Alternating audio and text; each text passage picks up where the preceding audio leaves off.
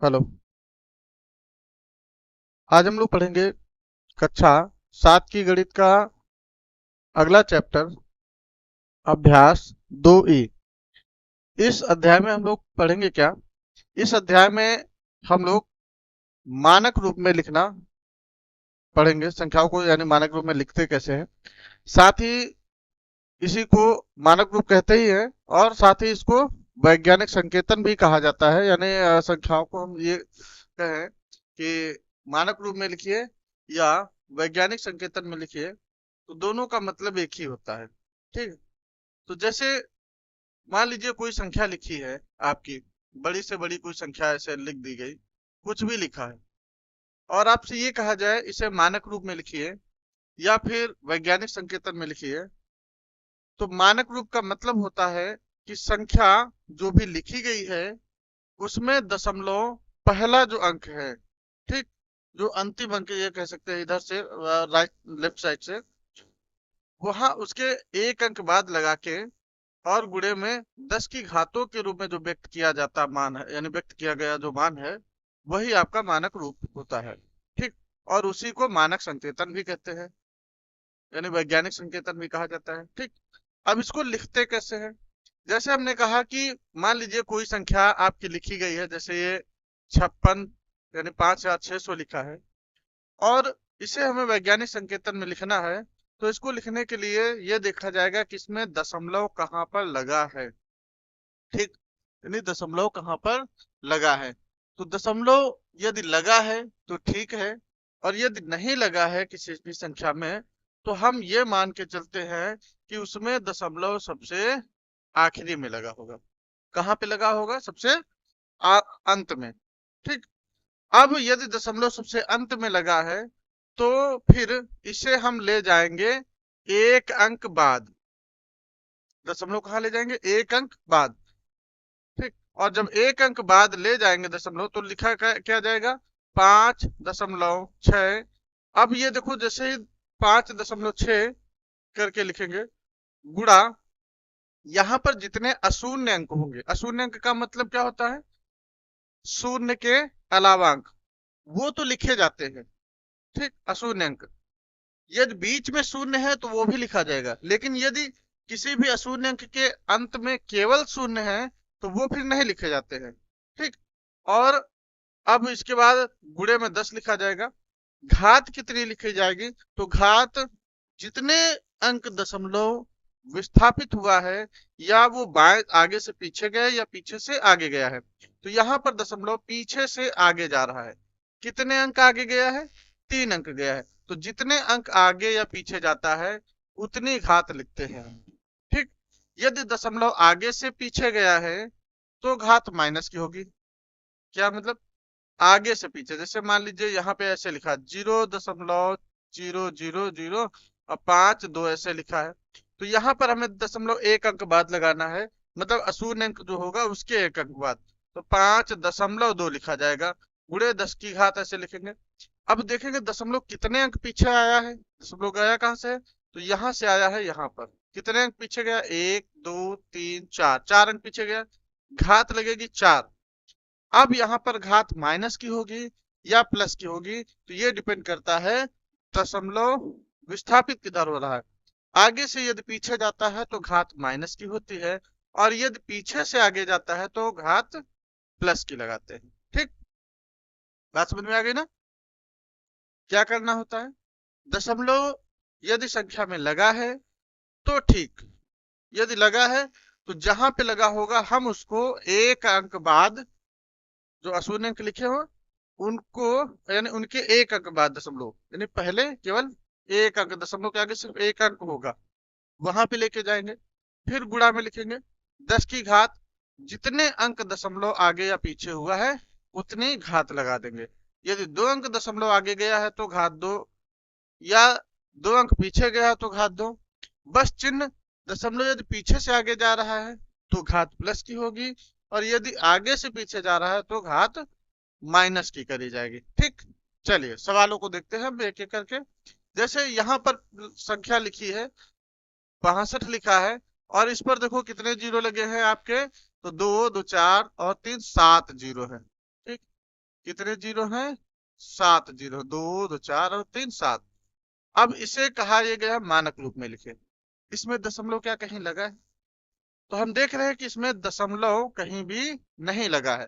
तो यदि दशमलव कहीं नहीं लगा है तो क्या करेंगे, हम इसमें सबसे अंत में दशमलव मान लेंगे यहाँ पे कि दशमलव यहाँ पे लगा है। ठीक। अब इस दशमलव को हमें क्या करना है, एक अंक बाद लाना है, यानी यहां से इसको उठा के हमको यहाँ पे लाना है। तो जैसे ही यहाँ पे हम दशमलव यानी 6.2 लिखेंगे, गुणे 10 लिख दिया जाता है। अब घात कितनी होगी, तो कितने अंक दशमलव आगे गया है, 1 2 3 4 5 6 7 8।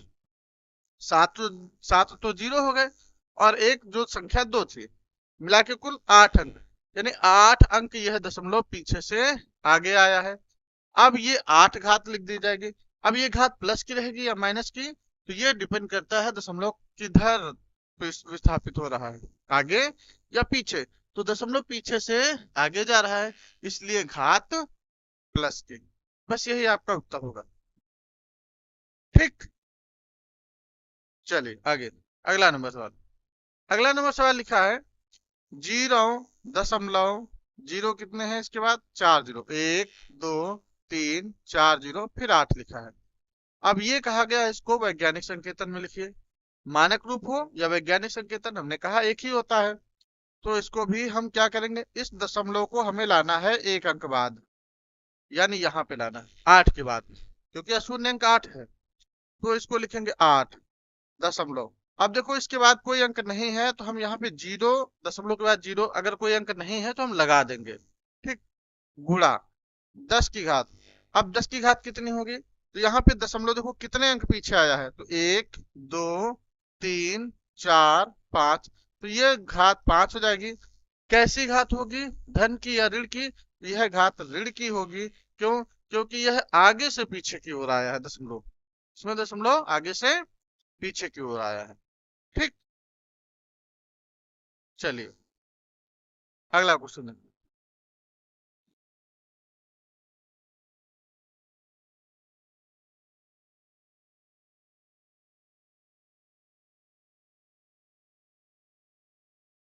अगला क्वेश्चन है, वैज्ञानिकों का अनुमान है कि चंद्रमा की उत्पत्ति आज से लगभग 460 करोड़ वर्ष पहले हुई है। तो 460 करोड़। ठीक। तो 460 करोड़ लिखो। तो 460 तो ये लिख दिया, इसके बाद करोड़ कहा गया है। 1 लाख में 5 जीरो, 10 लाख में 6 जीरो, और करोड़ में 7 जीरो होते हैं, तो हमने 7 जीरो लगा दिए। अब हमें ये देखना है कि दशमलव कहाँ पे लगा है, क्योंकि वैज्ञानिक संकेतन में लिखने के लिए दशमलव की आवश्यकता होती है। तो दशमलव यहाँ लगा नहीं है, तो हम मान लेंगे सबसे अंत में दशमलव लगा हुआ है। तो इसको हम क्या करेंगे, एक अंक बाद उठा के ले जाएंगे। तो यहाँ पे यानी 4 के बाद दशमलव आएगा, तो हम लिखेंगे 4.6 गुणा। ठीक। अब दशमलव कितने अंक आगे आया है, तो 1 2 3 4 5 6 7 8 9, यानी 9 अंक आगे आया है, तो 10 की घात में 9 लिख देंगे। यही हमारा उत्तर होगा। ठीक। चलिए अगला, अगला प्रश्न लिखा है, सूर्य की पृथ्वी की सूर्य से दूरी लगभग 15 इकाई, दहाई, सैकड़ा, हजार, 10,000, लाख, 10 लाख, करोड़, 10 करोड़, 15 करोड़ किलोमीटर है। इस दूरी को मानक रूप में लिखिए। तो बस मानक रूप में लिखने का वही तरीका, इसको जैसे लिखा था वैसे हमने लिख दिया। दशमलव कहीं लगा नहीं है, तो हम मान लेंगे दशमलव सबसे अंत में यहाँ पे लगा हुआ है। इसको हम ले जाएंगे एक अंक पीछे, तो एक अंक पीछे यानी 1.5। कितने अंक दशमलव आगे आया है, 1 2 3 4 5 6 7 8, गुणे 10 की घात उतनी ही लिख देंगे। किलोमीटर था, तो यहाँ पे किलोमीटर लिख दिया जाएगा। ठीक। इस तरह से ये हमारा चौथा क्वेश्चन भी कंप्लीट। चलिए अगला देखते हैं। अगला क्वेश्चन है, पृथ्वी का द्रव्यमान लिखा है 5.98 गुणे 10 की घात 22, ठीक, क्विंटल, क्विंटल, ठीक है। ज्ञात कीजिए कि साधारण संख्या के रूप में इसे लिखने पर 598 के आगे कितने शून्य रखने होंगे। अभी तक हम लोग क्या पढ़ रहे थे, साधारण संख्या में लिखा होता था मान, उसे वैज्ञानिक संकेतन में बदलना होता था या मानक रूप में लिखना होता था। लेकिन अब की बार प्रश्न में क्या दिया गया है, अब की बार प्रश्न में मानक रूप में संख्या लिखी है, उसे साधारण संख्या में लिखना है। और ये कहा यह गया है कि यदि साधारण संख्या में लिखा जाए तो 598, ये जैसे लिखा है 5.98 है, तो 598 के आगे कितने शून्य लगेंगे। ठीक, चलो देखते हैं।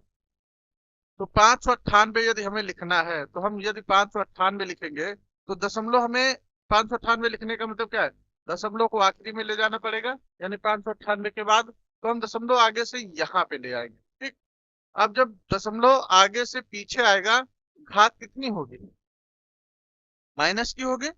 और कितने अंक पीछे आया है, तो 2 अंक पीछे आया है, तो इसलिए हमने घात -2 लिख दी, गुणे 10 की घात, ये कितना 22। अब इसको अगर लिखे तो 598 गुणे 10 की घात, गुणा में घातें जुड़ती हैं, आधार बराबर हों तब। तो यहाँ पे आधार बराबर है इसलिए गुणा में घातें जोड़ दो, लेकिन चिन्ह अलग अलग है इसलिए घातें घट जाएंगे। 22 में 2 घटेगा, कितना बचेगा 20। इसका मतलब क्या है, इस 598 पर 20, ये जितनी घात है उतने ही शून्य होंगे, उतने ही क्या होंगे, शून्य। कहने का मतलब यह है कि दशमलव के बाद इतने ही शून्य लगे होंगे। ठीक, इसके बाद इतने ही, तो यहाँ पर या ये कह सकते हैं यहाँ पे दशमलव लगा है तो इसके बाद इतने शून्य होंगे, यानी इतने अंक आगे आया है दशमलव। यहाँ पर जो आपकी अगर ये कहा जाए कि 598 के आगे कितने शून्य होंगे, तो सीधा सीधा हम कह सकते हैं कितनी घात हो सकती है, 20 है तो 20 शून्य लगेंगे, तो यहाँ लिख देंगे 598 के आगे, के आगे 20 शून्य, 20 शून्य रखने होंगे।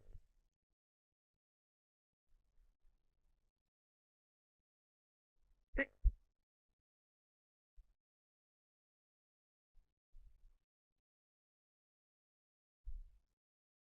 चलिए अगला क्वेश्चन देखते हैं।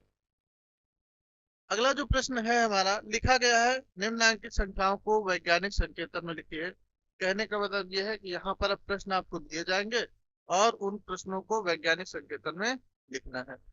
जैसे यहाँ पर संख्या दी गई है, देखो कितना है, इकाई, दहाई, सैकड़ा, हजार, 10,000, लाख, 10 लाख, 42,50,000, 42,50,000। दशमलव इसमें कहीं नहीं लगा है तो हम सबसे अंत में मान लेंगे। इस दशमलव को 1 अंक बाद लेके आओ, यानी 4.2 लिखा जाएगा, गुणे 4.2 नहीं, 4.2, और ये सामने 5 भी लिखा जाएगा, गुणे 10 की घात। जितने अशून्य अंक हमने कहा था सारे लिखे जाएंगे, गुणे 10 की घात कितना आएगा, तो कितने दशमलव आगे आ रहा है, 1, 2, 3, 4, 5, 6, तो घात 6 हो जाएगा। और ये प्लस का रहेगा, क्यों, क्योंकि दशमलव पीछे से आगे की ओर जा रहा है। ठीक, चलिए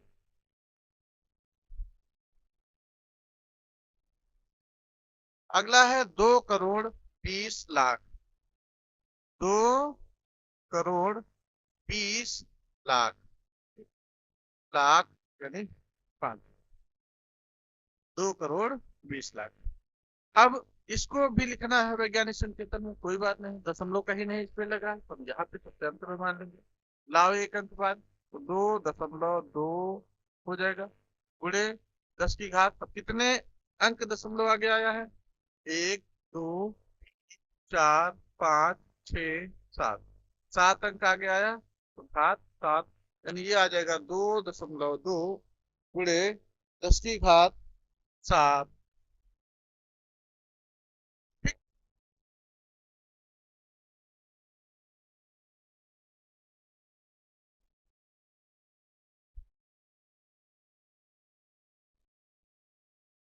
अगला प्रश्न है 0.000045, ठीक, यानी 0.4 बार 0 है, फिर 4 5 लिखा है। इसको भी वैज्ञानिक संकेतन में लिखना है, कोई बात नहीं। दशमलव कहाँ लाना है हमें? एक अंक बाद, और एक अंक यानी जो अशून्य अंक होगा, यानी 4 और 5 के बीच। तो कोई बात नहीं, 4 और 5 के बीच में दशमलव लगा दिया, गुणा 10 लिखेंगे। कितने अंक पीछे आया है? तो 1 2 3 4 5 अंक पीछे आया, तो घात 5, और वो भी माइनस। ठीक।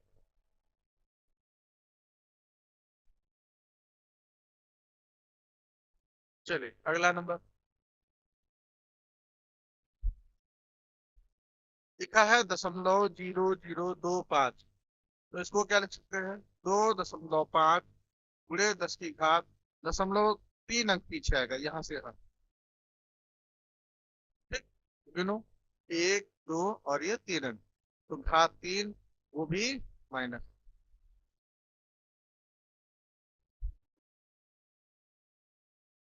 ठीक, चलिए अगला प्रश्न है, कह रहा है निम्नांकित को साधारण संख्या के रूप में लिखिए। यहाँ पर जो दशमलव के रूप में संख्या दी गई, यानी मानक के रूप में जो संख्या दी गई है, उसे साधारण संख्या के रूप में बदलना है। पहला लिखा है 2.5, तो हम लिखेंगे 2.5 गुणे 10 की घात 4 है। ठीक, तो 10 की घात 4 का मतलब क्या है? 10 की घात 4 का मतलब है कि दशमलव पीछे से आगे ले जाया गया है। ठीक, तो हम क्या करेंगे, ये पहले तो जो संख्या है उसको लिखेंगे ऐसे।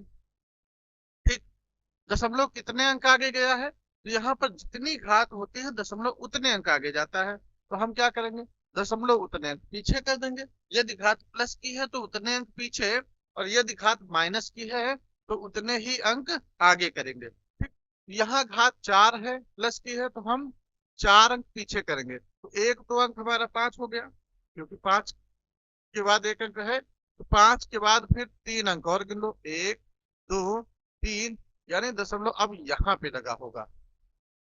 ठीक, और दशमलव के बाद यदि कोई अंक नहीं है तो उसे हम सिर्फ साधारण संख्या में ही ऐसे लिख देंगे।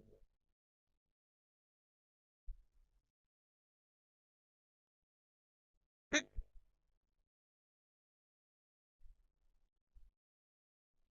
अगला सवाल देखो। अगला सवाल है 1.75 गुणे 10 की घात 6 लिखा है। इसका मतलब क्या हुआ? दशमलव जो है वो 6 अंक पीछे से आगे गया है, प्लस की है ना घात, ये 6 अंक आगे आया है, तो हम क्या करेंगे, 6 अंक दशमलव पीछे कर दो, तो करो 6 अंक पीछे, 175, ये पूरा पूरा हो जाएगा। अब दशमलव 6 अंक पीछे जाएगा तो 2 अंक तो हमारे यही होगा, 1 और 2, अब 3 4 5, और ये 6 अंक, अब दशमलव यहाँ पे आ जाएगा। ठीक, अब इसके बाद अगर चाहो तो जीरो लगा दो, लेकिन दशमलव के बाद जीरो का कोई महत्व नहीं होता है, तो सिर्फ आपकी संख्या आ जाएगी क्या, 175 पे आपके 4 जीरो आ जाएंगे। ठीक, 175 पे 4 जीरो। चलिए अगला प्रश्न देखते हैं।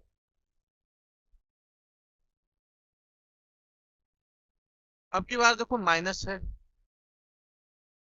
क्या लिखा है, 1.21 गुणे 10 की घात -8। घात कैसी है? माइनस की है। इसका मतलब दशमलव आगे से पीछे आया है, दशमलव आगे से पीछे आया है। कब? जब घात माइनस की हो, तो हम क्या करेंगे, पीछे से आगे कर देंगे। तो यहाँ पर जो संख्या है पूरी दशमलव हटा के लिखो। ठीक, दशमलव को हम आगे करेंगे कितने अंक, 8 अंक आगे करना है। अब यहाँ पर एक अंक देखो दशमलव के आगे एक अंक लिखा था, तो एक लिख दिया, इसके बाद जीरो लगाएंगे उधर, 2 अंक, 3 अंक, 4 अंक, 5 अंक, 6 अंक, 7 अंक, 8 अंक, और ये हमारा दशमलव। और दशमलव के आगे यदि कोई संख्या नहीं लिखी है तो हम फिर दशमलव जरूर लगा देंगे।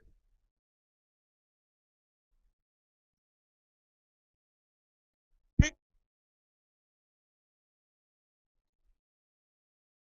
आया समझ में?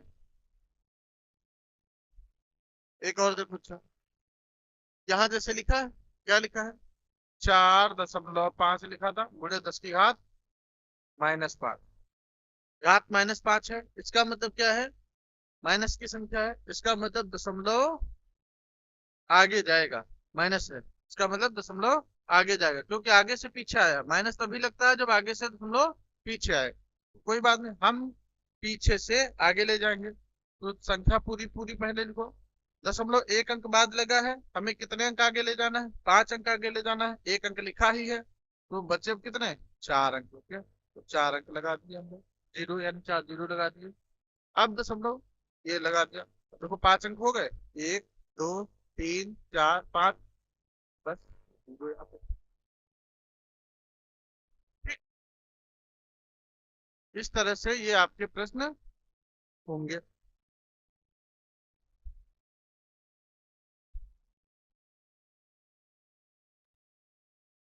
अब यहाँ पे देखो जैसे लिखा है 2.7, कोई बात नहीं, 2.7 लिखा है, 2.7,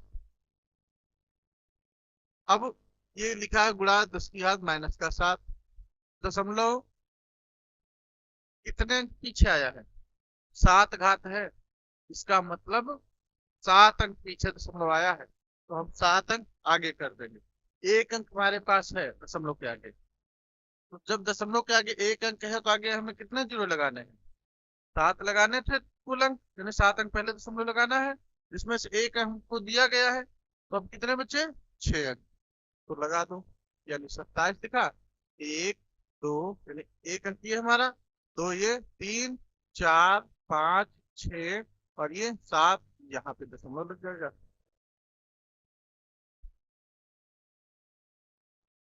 ठीक, आगे देखो, लिखा कितना है, 2.5 लिखा है, गुणे 10 की घात -4, तो घात कितनी है, -4, -4 क्या दर्शाता है, -4 यह दर्शाता है कि जो दशमलव है वो आगे से पीछे आया है, तो यदि घात माइनस की करने पर दशमलव आगे से पीछे लाया गया है, तो हमें साधारण संख्या लिखना है अगर, तो हम दशमलव को पीछे से आगे ले जाएंगे, कितने अंक आगे ले जाना है, तो जितनी घात होती है हम उतने अंक आगे ले जाएंगे, तो यहाँ पर एक अंक हमें यहाँ पे बन मतलब लिखा हुआ है, 3 अंक और आगे बना दो, तो 4 अंक हो जाएंगे, ये दशमलव के आगे 4 अंक हो गए, यहाँ जीरो, बस हो गया। ठीक, चलो आगे देखो,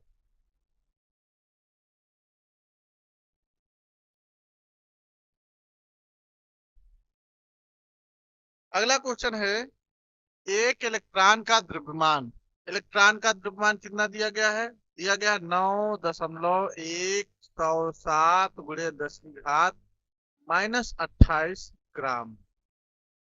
ठीक, अब ये कह रहा है कि इसे साधारण दशमलव भिन्न में बदलने पर, ठीक, साधारण भिन्न में बदलने पर दशमलव बिंदु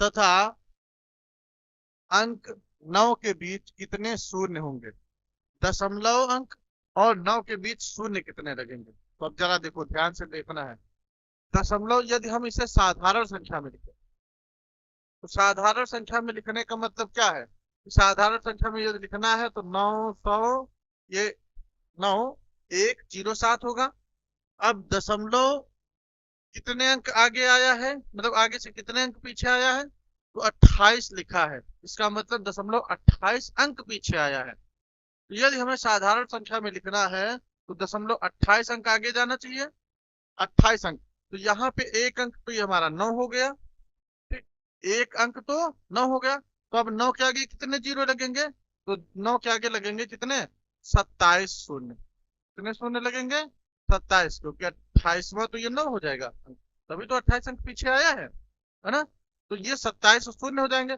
तब यहाँ पे दशमलव लगेगा ऐसे, तो कितने शून्य लगेंगे, अब ये कहा गया है दशमलव और 9 के बीच में कितने शून्य होंगे, तो दशमलव और 9 के बीच में 27 शून्य लगेंगे,